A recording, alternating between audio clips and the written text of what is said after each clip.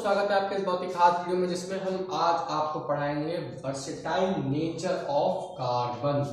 ठीक है, versatile nature of carbon आज हम आपको पूरी तरीके से समझा देंगे ताकि इसके बाद आपसे कोई भी सवाल पूछे तो आप उसका जवाब फटाक से दे पाए। ठीक है, वर्सेटाइल नेचर का क्या मतलब होता है इसका जानने के लिए वीडियो के अंत तक बने रहें, क्योंकि अगर आपने वीडियो को स्किप कर दिया तो ये आपका ही नुकसान होगा। ठीक है, तो अगर आप उससे पहले हमारे चैनल पर नए आए हैं तो चैनल सब्सक्राइब जरूर कर दीजिएगा ताकि हमारी वीडियोस की लेटेस्ट अपडेट मिले आपको। ठीक है, तो चलिए हम स्टार्ट करते हैं। Versatile nature, versatile nature, versatile nature of carbon. देखिए, हर एक कंपाउंड का अपना एक नेचर होता है। नेचर से यहाँ मतलब प्रकृति, प्रकृति वो प्रकृति नहीं, उसकी प्रवृत्ति कैसी है, यानी कि वो बिहेव कैसे करता है, उसी को कहा जाता है वर्सेटाइल नेचर ऑफ कार्बन। तो कार्बन की दो ऐसी यूनिक एबिलिटी है, यूनिक एबिलिटी क्योंकि ये सिर्फ एक एलिमेंट को छोड़कर और किसी में नहीं पाई जाती। कार्बन के अलावा भी एक एलिमेंट है जिसमें ये पाई जाती है, तो उस एलिमेंट का नाम आपको बताना है। ठीक है, कमेंट बॉक्स में जरूर लिखिएगा कि किस और एलिमेंट के अंदर वर्सेटाइल नेचर ऑफ कार्बन की प्रॉपर्टीज शो होती है। ठीक है, तो इसकी दो यूनिक एबिलिटी कौन सी मैं आपको बता देता हूं। एक तो होती है टेट्रावैलेंसी, टेट्रावैलेंसी, टेट्रावैलेंसी। तो टेट्रावैलेंसी क्या होता है कि आउटर मोस्ट सेल में एक एलिमेंट को छोड़कर, कार्बन के अलावा एक एलिमेंट को छोड़कर आप देख सकते हैं किसी भी का मतलब किसी भी एलिमेंट्स के अंदर इस तरीके का नहीं होता, यानी कि टेट्रा यानी कि चार, और वैलेंसी तो आप लोग जानते ही हैं, the number of electron in outermost shell. ठीक है, तो इसके आउटर मोस्ट सेल में 4 इलेक्ट्रॉन पाए जाते हैं, इसलिए इसको टेट्रावैलेंसी कहा जाता है, टेट्रावैलेंट कहा जाता है। टेट्रावैलेंसी भी बहुत से लोग कहते हैं। ठीक है, इसके आउटर मोस्ट सेल में 4 इलेक्ट्रॉन पाए जाते हैं, इसलिए इसको टेट्रावैलेंस कहा जाता है। ठीक है, तो इसकी सिंपल डेफिनेशन सिर्फ यही है कि in the outermost shell carbon have 4 elements, so that's why it is called tetravalency. Okay, simple सी डेफिनेशन है इसकी। तो अब आते हैं हम कैटिनेशन के ऊपर। दूसरी प्रॉपर्टी है इसकी कैटिनेशन।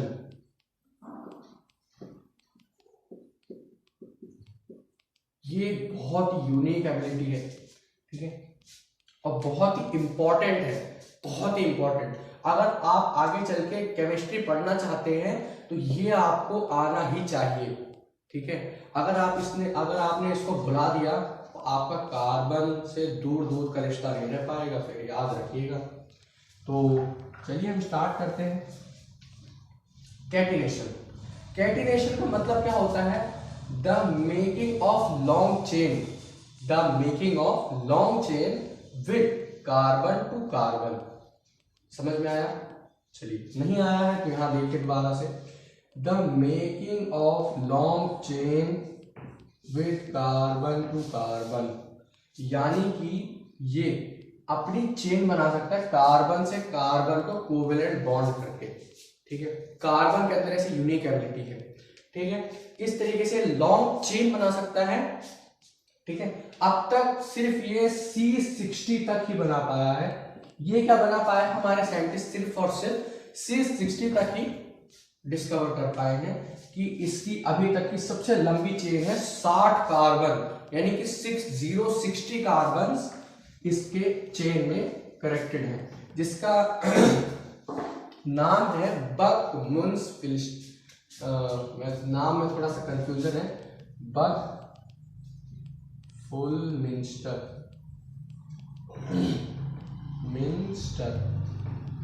बक-फुलमिन्स्टर। ओके, मिनिस्टर नहीं, मिन्स्टर। ठीक है, आप इसको थोड़ा तोड़ के बोलिए, नहीं तो आपको प्रॉब्लम होगी बोलने में। इसके 2 पार्ट्स और हैं, जिसमें से एक है ग्रेफाइट। हाँ, ग्रेफाइट आप लोग सही सोच रहे हैं, लेड, पीबी, लेड। एक ही बात है, ठीक है। ग्रेफाइट है जिससे आपकी पेंसिल बनती है, लेड अलग चीज है, ठीक है। तो ग्रेफाइट है और है डायमंड, क्या है डायमंड, और क्या है डायमंड, यानी कि डायमंड सोचो आप, जो दुनिया का सबसे बेशकीमती हीरा है उसके अंदर भी अगर हम उसको जलाएंगे उसके अंदर से भी राख ही मिलेगी हमें, ठीक है। तो इससे ये बात साफ साफ जाहिर होती है कि कोयले की केवल कीमत जब तक वो चमक रहा है, जैसे ही उसने चमकना बंद कर दिया वैसे ही कोयले की कीमत उसकी कीमत, डायमंड की कीमत खराब हो जाएगी, ठीक है। तो आपने समझी दो वर्सेटाइल नेचर ऑफ कार्बन, समझा कि क्या होती है the unique ability in carbon. तो चलिए मैं आपको दूसरे एलिमेंट का नाम बता देता हूं जो इस तरीके की प्रॉपर्टी शो करता है। उसका नाम है वो एक मेटालॉइड है। चलिए मैं आपको गैस करने के लिए दे देता हूं, उसका नाम एक मेटालॉइड है, ठीक है। आप इस टाइम के साथ मुझे कमेंट करके बताइएगा, ठीक है। उससे पहले अगर किसी ने कमेंट करके बताया होगा तो ही मैं उसको उसका कमेंट दिखाऊंगा, ठीक है। तो उसका नाम है सिलिकॉन,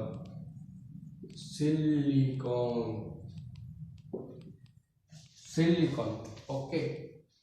कैसे है आइए देखते हैं। मैं आपको इसके अंदर टेट्रावैलेंसी भी दिखाता हूँ कैसे होती है। सिलिकॉन आता है 14 नंबर पे, एटॉमिक मास अगर आप उसका देखेंगे तो उसका आता है 14 नंबर पे, यानी कि इसका जो Z है वो 14 है। ये Z का मतलब होता है एटॉमिक नंबर, ओके। इसका जो Z है वो है सिलिकॉन, ओके। सिलिकॉन 14 नंबर पे आता है। तो अगर हम इसका इलेक्ट्रॉनिक कॉन्फ़िगरेशन करेंगे K11 की फॉर्म में, SPDF के फॉर्म में नहीं करेंगे, K11 की फॉर्म में करेंगे, तो ये इसका बनेगा 284। देखिए आप इस ध्यान से बन रहा है। इसके आउटर मोस्ट शेल में 4 इलेक्ट्रॉन्स है, तो ये टेट्रावैलेंसी हो गई, सिंपल। दूसरा चीज कैटिनेशन, ये सिलिकॉन से सिलिकॉन बनाता तो है लेकिन इसकी एक एक्सेप्शन है। एक्सेप्शन क्या है कि सिलिकॉन जो है, सिलिकॉन कार्बन की तरह कैटिनेशन करता तो है, ये बात तो सही है, लेकिन कार्बन 60 कार्बन तक करता है। ये मैक्सिमम सिलिकॉन 14 या 15 सिलिकॉन तक ही करता है, 14 to 15 तक, बस इससे ज्यादा नहीं करता। ये इसका एक एक्सेप्शन है, ठीक है। इसलिए मैंने आपसे कहा था कि रिलेट शो करता है, कंप्लीटली नहीं शो करता, इसलिए मैंने आपसे कहा था शो करता है। तो उस एलिमेंट का नाम था सिलिकॉन, ओके।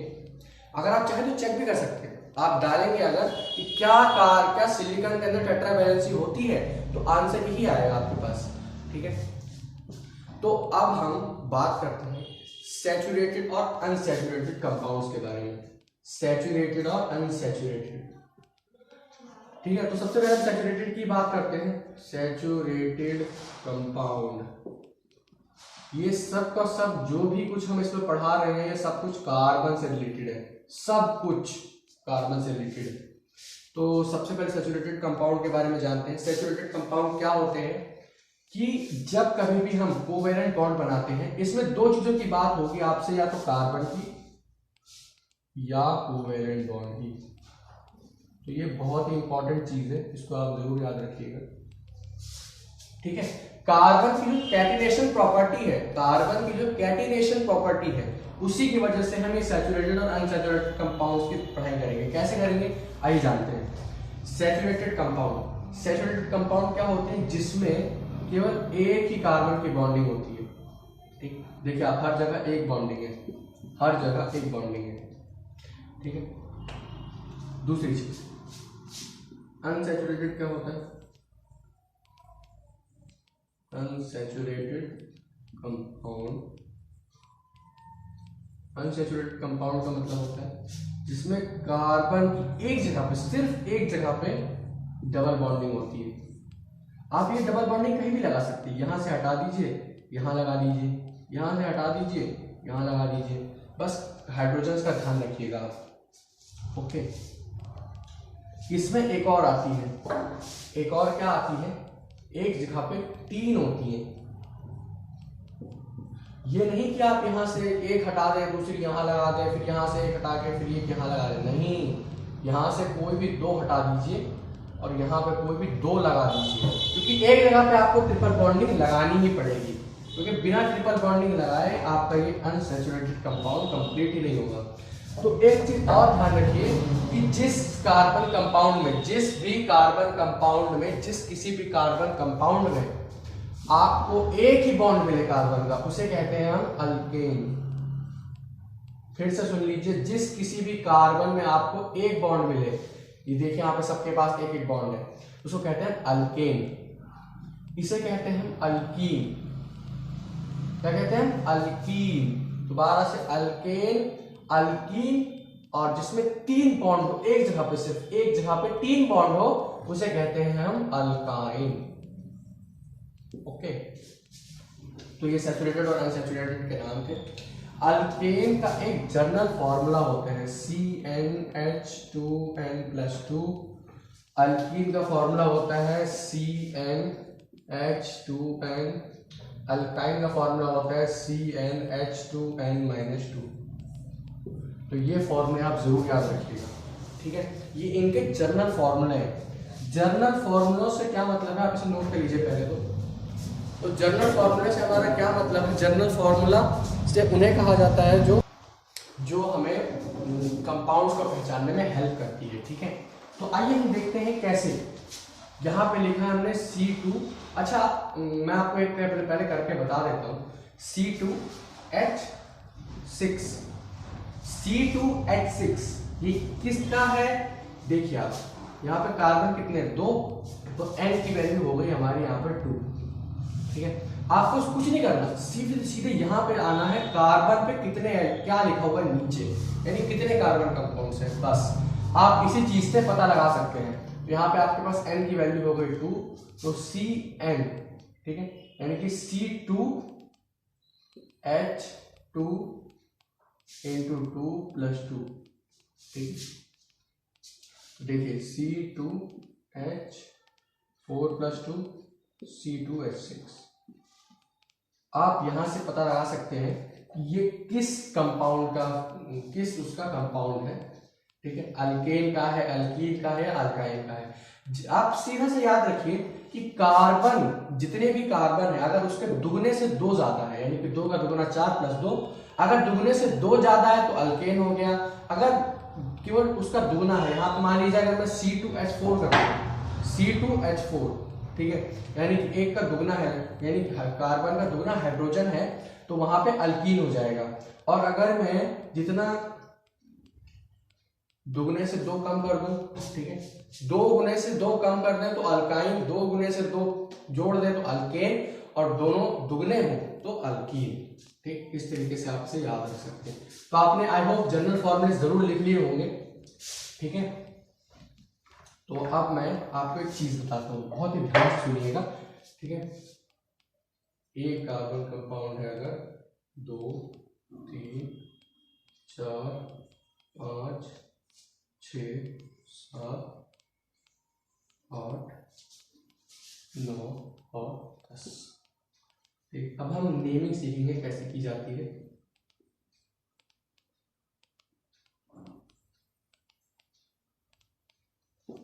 आइए देखते कैसे नेमिंग सीखेंगे।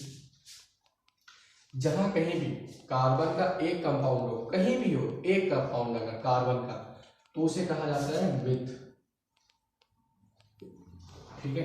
कहीं भी कार्बन का एक कंपाउंड हो, बस सिर्फ इतना सीखिए आप, ठीक है। अगर कहीं भी कार्बन के 2 कंपाउंड हो तो कहा जाता है इथ, ठीक है। इथ, मिथ और इथ 3 हो तो प्रॉप कहा जाता है, प्रॉप, ठीक है। 4 हो तो बट कहा जाता है, यानी कि ब्यूट कहा जाता है, बहुत से लोग बट कहते हैं। 5 हो तो पेंट, वो पैंट पहनने वाला नहीं, वो दूसरा है। 6 होता है तो हेक्स, 7 होता है तो हेप्ट, 8 होता है तो ऑप्ट, ठीक है। 9 होता है तो नॉन, 10 होता है तो डेट। ये कुछ आपके पॉलिनोमियल्स के मिलते हैं, जैसे binomial, trinomial, binomial, monomial, binomial, trinomial, quadrinomial, उसके बाद पॉलिनोमियल। ओके, कुछ उस तरीके से मैथ से रिलेटेड है थोड़ा सा। तो देखिए आप इसको, इस चीज को सबसे पहले नोट कर लीजिए, बहुत ही जरूरी चीज है। तो आपने नोट कर लिया है। तो आज की वीडियो के लिए बस इतना ही, ठीक है। अगले वीडियो में मैं आपके लिए इन नेमिंग्स के ऊपर आपको नेमिंग करना सिखाऊंगा, इन नाम के ऊपर आपको नेमिंग करना सिखाऊंगा कि अगर एक कार्बन है तो आप कैसे पहचानेंगे, दो कार्बन है तो उसका नाम क्या होगा, कैसे पहचानेंगे, तो वो मैं आपको बताऊंगा। तो पढ़ाई करते रहिए। All the very best.